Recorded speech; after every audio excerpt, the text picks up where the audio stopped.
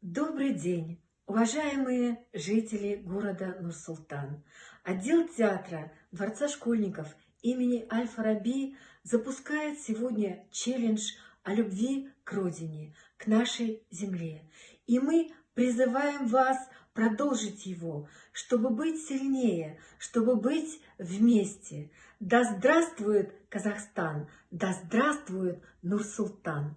Көл дария көкірегімнен бір түн башып, мен тұрмын ата-баба жұртын басып, жаутаңдап қазір менің жанарымда топ-тұтас 27 жыл түр ғашық.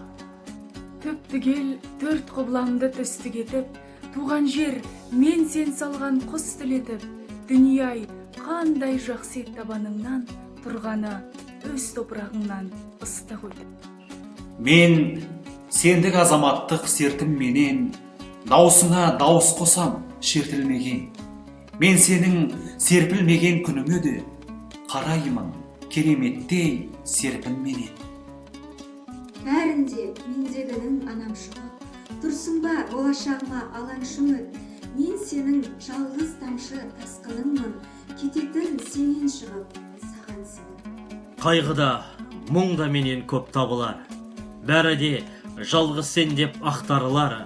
Баурайы мәңгі көктем саңғарлардың басында мәңгі жатқан ақ қары бар. Находясь на карантине, мы осознаем ценность нашей Родины, природы, которая дает нам жизнь, которая вселяет в нас веру.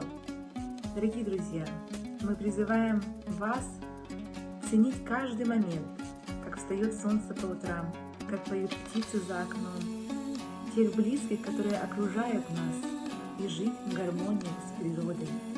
Да здравствует жизнь!